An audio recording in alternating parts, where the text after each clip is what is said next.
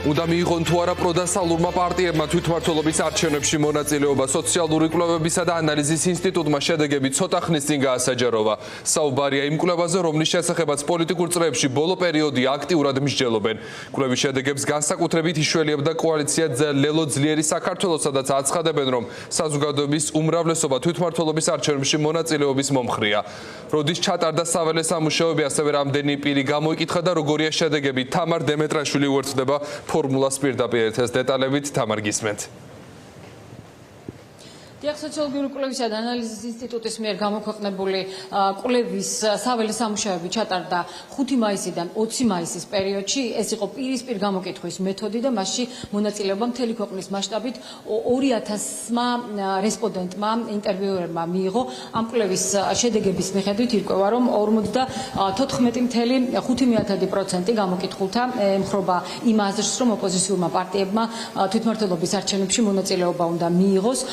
23.3% მიიჩნევს, რომ არ უნდა მიიღოს მონაწილეობა, 23.2%-მა კი არ იცის ან უარი თქვა პასუხზე. აი ასეთია ის შედეგები, რომელიც გახდა რამდენიმე დღის განმავლობაში ოპოზიციურ პარტიებს შორის დისკუსიის საფუძველი და მიზეზი.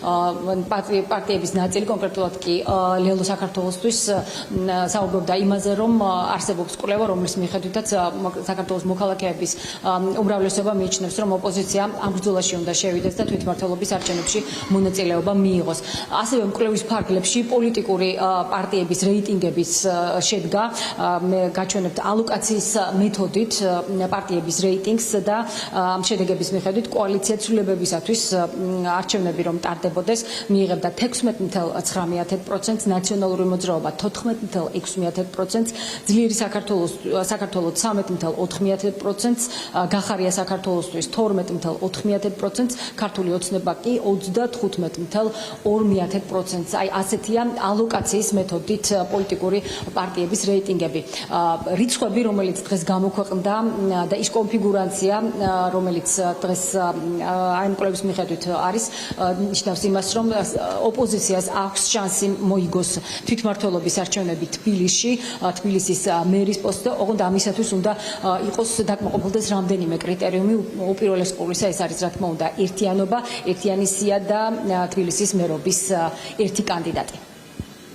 თბილისში ოპოზიციის მიერ არჩევნებში მოგებას აქვს რამდენიმე აუცილებელი წინაპირობა ან დათქმა, მოდი ასე ვთქვა. და თუ ეს წინაპირობები და დათქმები არ შესრულდა, მაშინ ოპოზიციას გამარჯვება გაუჭირდება, ან შეიძლება შეუძლებელიც კი აღმოჩნდეს. უნდა არსებობდეს ესეთი საერთო შეთანხმებული დამოკიდებულება არჩევნების მიმართ. ის რაც დღეს ხდება, რომ ზოგიერთი ოპოზიციური პოლიტიკური პარტია იღებს მონაწილეობა, ზოგიერთი არ იღებს, ეს ყველაზე უფრო მეტად აზიანებს ქართული ოცნების დამარცხების შესაძლებლობას. ეს მეორე დათქმა, ანუ მერობის კანდიდატი უნდა იყოს საერთო, მაჟორიტარებზე უნდა შეთანხმდნენ, ანუ ერთმანეთს ამორჩეველი უნდა დაახმარონ. ადგილობრივი არჩევნები მიუხედავად იმისა, რომ სკეპტიციზმი აქაც ძლიერია, თუნდაც მცირე თეორიულ შანსს ტოვებს, რომ რაღაცა სერიოზული ბრძოლის შემთხვევაში რაღაცა შეიძლება წააგო, მაგრამ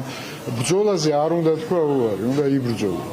აქედან გამომდინარე, აქ ყველაფერი გასაგებია. ხო, ეხლა ჩვენ საუბრობთ ისეთ თემებზე, რომ აი დაუშვათ რატო წავიდნენ ბრძოლაში სამასი არაგველი მაგალითად, ხო, მიუხედავად იმისა, რომ გასაგები იყო, რომ შანსები იყო ძალიან ცოტა და ესეთი არაერთი ომი გადაუტანია ამ ქვეყანას.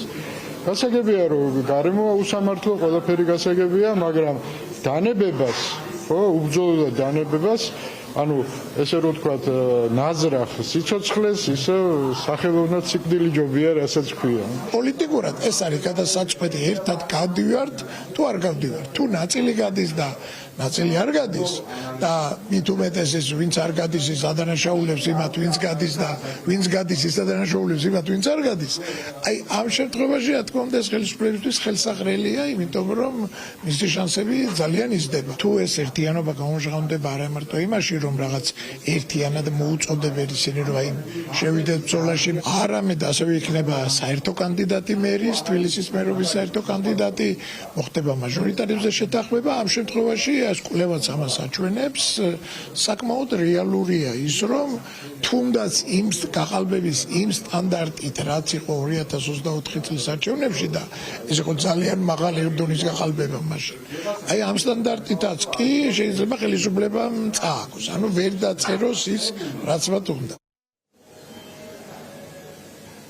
პროვის ფარგლებში საზოგადოებრივი აზრის სხვა კომპონენტებიც გამოიკითხეს მაგალითისათვის 57%-ზე მეტი მოქალაქეებისა ქვეყნის მასშტაბით მიიჩნევს რომ ქვეყანა არასწორი მიმართულებით ვითარდება 33% კი თვლის რომ სწორი მიმართულებით აქ აღსანიშნავია თბილისის განსაკუთრებით განსხვავებული პოზიცია თბილისში მხოლოდ 19.8% მიიჩნევს რომ ქვეყანა სწორი მიმართულებით ვითარდება 74% დედაქალაქის მაცხოვრებლებისა მიიჩნევს რომ ქვეყანა არასწორი მიმართულებით ვითარდება ასევე ბოდიშ ვეხტი 66% საქართველოს მოქალაქეებისა თვლის რომ საქართველოს ეკონომიკა არის სუსტი ან ძალიან სუსტი ანალოგიური აზრისაა ოღონდ 81% მიიჩნევს რომ საქართველოს ეკონომიკა არის სუსტი ან ძალიან სუსტი თბილისის მოქალაქეების შემთხვევაში